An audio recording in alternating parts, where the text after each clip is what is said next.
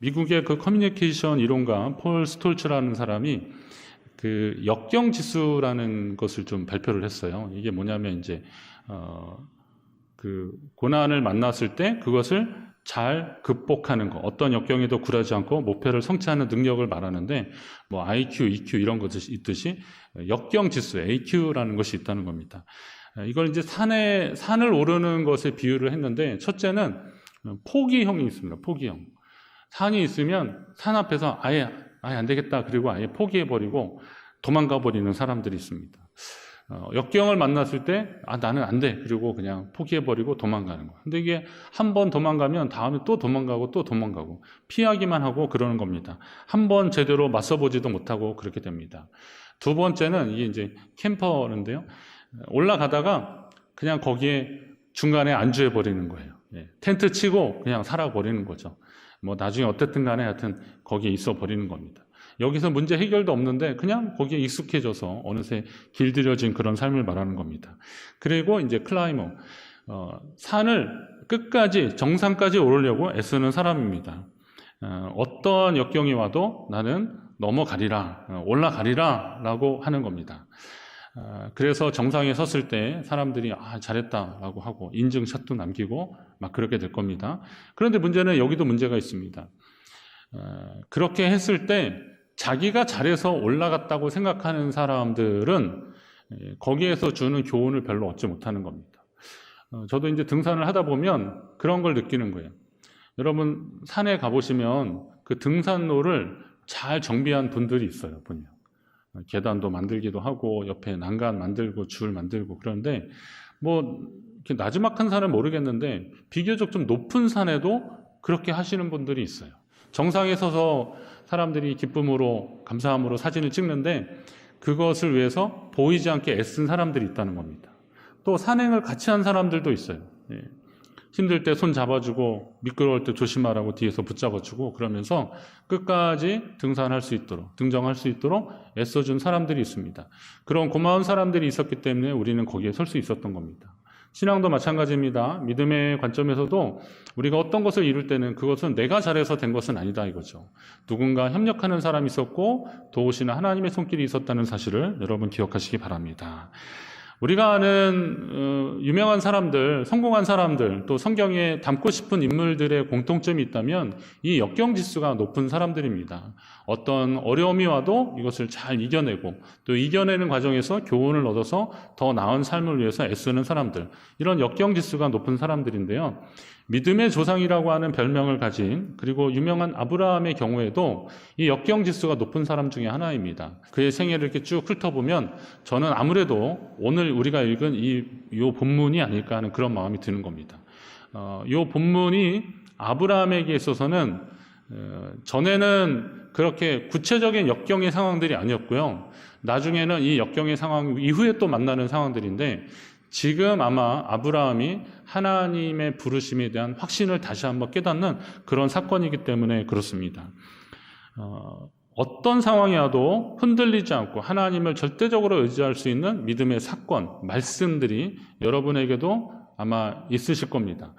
그런 것을 한번 기억하시면서 오늘 말씀을 들어보시면 오늘 나의 역경지수는 얼마나 될까? 그리고 하나님은 나에게 어떤 말씀으로 위로하고 힘주실까? 다시 한번 새기는, 그래서 힘을 얻는 복된 시간 되시기를 간절히 바랍니다.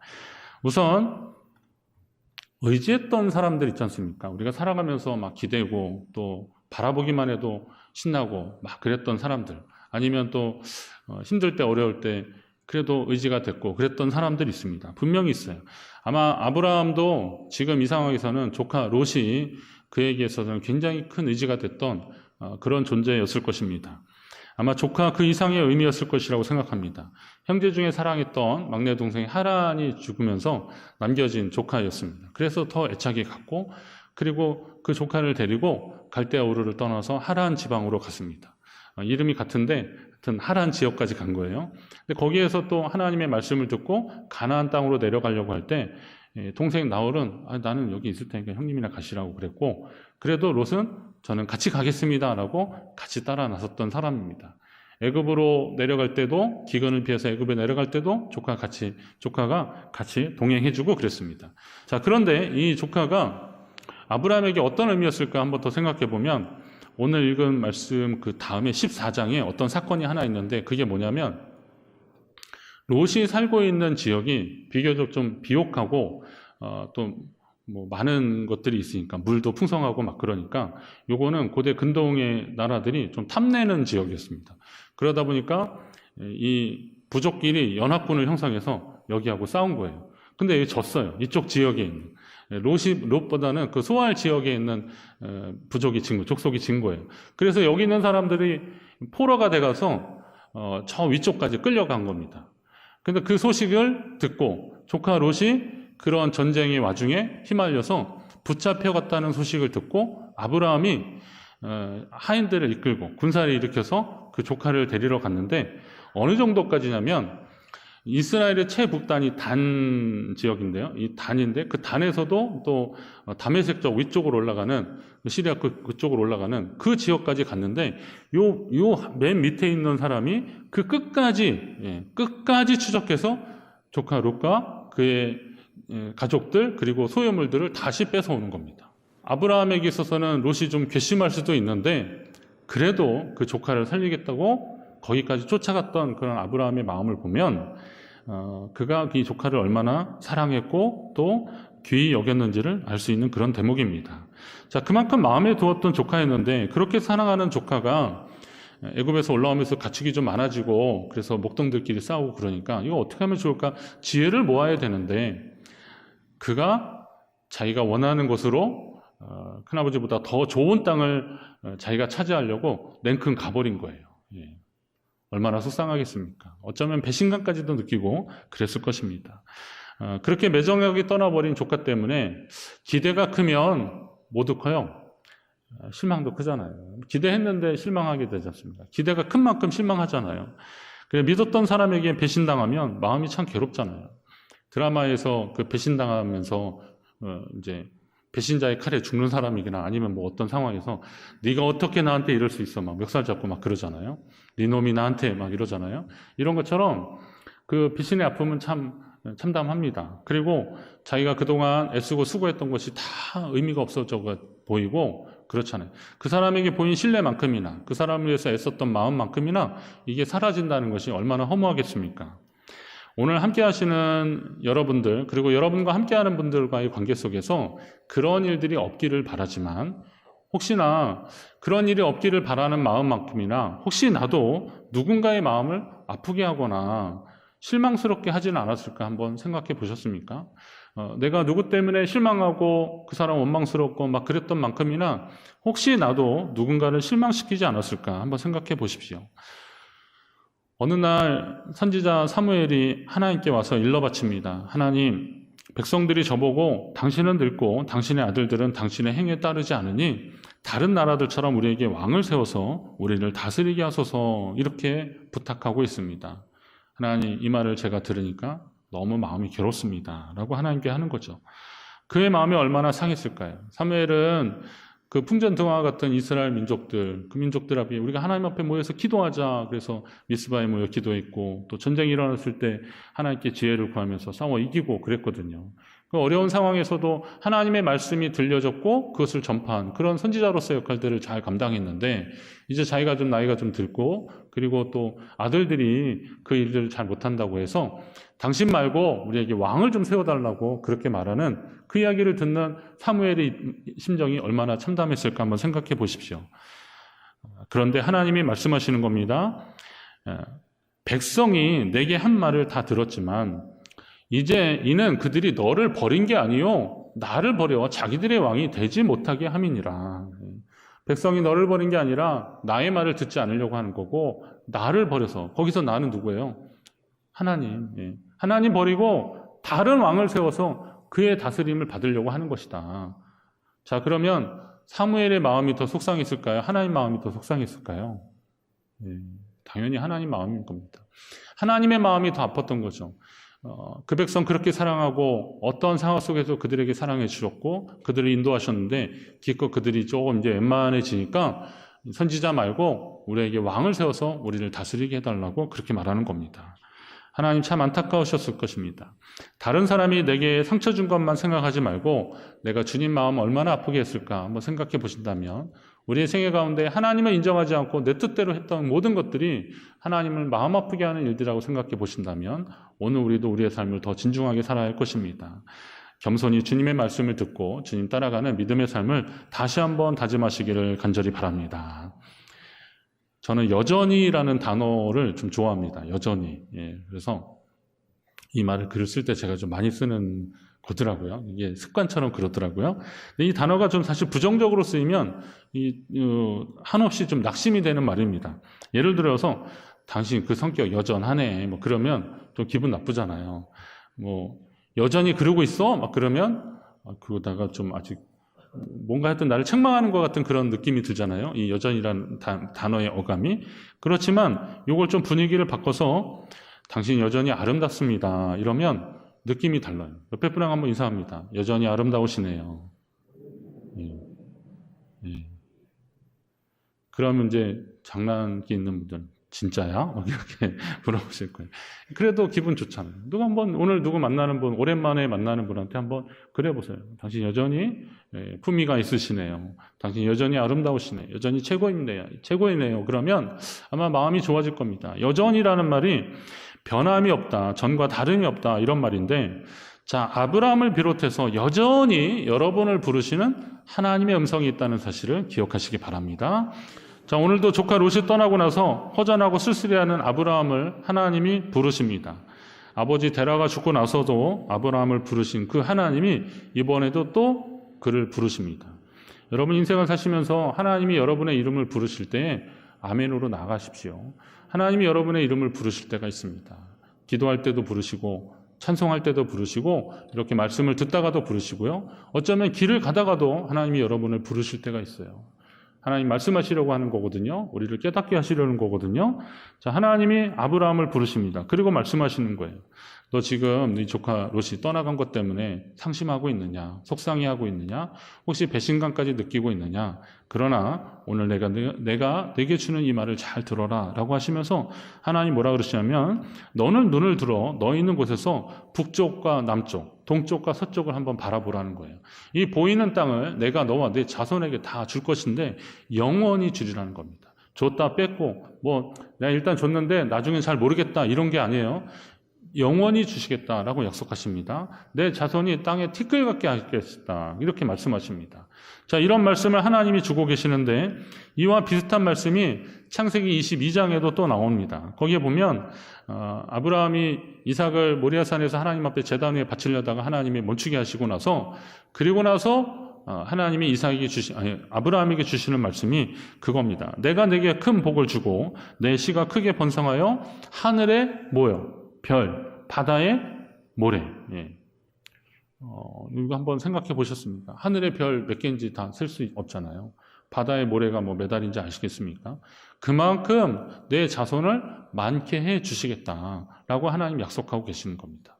그러면 우리가 읽은 그 창세기 12장 앞부분에 보면 하나님이 그에게 복을 주셔서 너는 복이 될지라 하나님 그렇게 하시거든요. 그리고 나서 이어서 계속 뭐라고 말씀하셔요? 너를 축복하는 자에게 내가 복을 주고 너를 저주하는 자에게 내가 저주하겠다 그러셔요. 자, 그러면 창세기 12장 그리고 13장 그리고 나중에 22장 비슷한 말씀입니다. 하나님이 그에게 복을 주시고 그와 함께 해주시겠다고 하는 약속의 말씀이라면 자, 이런 말씀들을 종합해 보면 하나님의 뜻은 분명한 거예요. 그건 뭐냐면 아브라함에게 복 주길 원하시는 하나님이신 거예요. 아브라함이 어떤 상황 속에 있어서도 하나님은 그에게 복을 주시려고 하는 것이 하나님의 마음입니다. 그러면 아브라함에게만 그럴까요? 아브라함은 곧 누굽니까? 믿음으로 살려고 하는 하나님 사람이거든요. 오늘 우리가 믿음으로 살려고 한다면 아브라함에게 주셨던 그 믿음의 복이 우리에게도 임할 것입니다. 여러분이 있는 그곳에서 하나님이 함께 하시며 여전히 여러분의 이름을 부르면서 하나님과 함께 하실 것입니다. 믿음의 눈을 떠서 하나님이 행하신 일들, 하나님의 역사하심을 보는 아브라함, 그에게 하나님이 내가 지금 보는 이 온 땅을 너와 내 자손에게 주리라 하는 이 약속의 말씀이 힘이 되고 감사하는 겁니다. 이 말씀이 그가 아까 앞에도 말씀드렸듯이 그가 어떤 상황을 만나도 또 그가 어려운 상황을 만나도 이 말씀을 기억하고 하나님이 이 땅을 영원히 나와 내 자손에게 주리라 하셨으니 내가 포기하지 않아야겠다. 이런 힘이 되는 겁니다. 저에게도 힘이 될 때 힘이 되는 말씀이 있습니다. 자, 힘이 들 때 힘이 되는 말씀. 여러분은 어떤 말씀이 있습니까? 주의 종으로 부르심에 대한 소명이 저한테 분명히 있었습니다. 고등학교 때 정말 하나님의 은혜를 받으면서 하나님이 저를 부르심에 대한 확신이 있었습니다. 그냥 구원에 대한 부르심 말고 단순한 구원의 부르심 말고 하나님의 사람으로 하나님이 나를 사용하실 것이다 라고, 그래서 저를 부르시는 그런 확신이 저한테 있었습니다. 그래서 망설이지 않고 제가 신학교를 입학을 했습니다. 신학교를 입학해서 참 열심히 다니고 배우고 그랬는데 하면 할수록 제가 느끼는 건 뭐냐면 나 같은 사람이 하나님의 일을 할 수 있을까라고 하는 그런 좀 자존감이 좀 떨어지는 생각들이 계속 드는 겁니다. 나 같은 사람이 하나님의 말씀을 전할 수 있을까? 제가 좀 이렇게 말을 이렇게 지금 막 하지만요, 그때는 사람들 앞에서 나서서 말하는 걸 되게 힘들어 했습니다. 일단 제 얼굴이 빨갛잖아요. 근데 긴장하면 더 빨개져가지고 말도 떨리고 더듬고 막 그래요. 되게 힘들었어요. 어느 날 제가 말씀을 읽다가 묵상하다가 로마서 5장 8절 말씀이 탁 들어온 거예요. 로마서 5장 8절이 뭐냐면 우리가 아직 죄인 되었을 때 그리스도께서 우리를 위하여 죽으심으로 하나님께서 우리에게 대한 자기의 사랑을 확증하셨다. 할렐루야. 저는 이 말씀이요, 그냥 한번 읽다가 이렇게 들어온 말씀이었는데 이게 마음이 뜨거워지고 감동이 되는데 이게 어디를 가든 한동안 이 말씀이 계속 머리에 남는 거예요. 가슴에 남는 거예요. 심지어는 화장실에 갔는데도 이 말씀이 계속 떠오르는 거예요. 그래서 제가 이 말씀을 묻고 더 진지하게 붙잡고 기도하고 묵상했던데 하나님이 제게 감동을 주셨어요. 제가 지금 이렇게 그냥 말씀드리지만 그 당시에는 이 말씀 듣고 이 말씀 붙잡고 제가 얼마나 펑펑 울면서 기도했는지 모릅니다.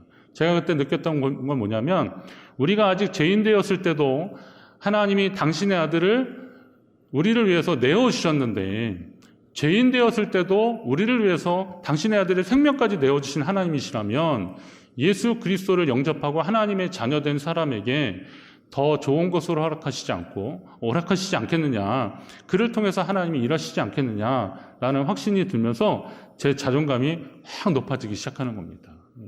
참 감사했습니다.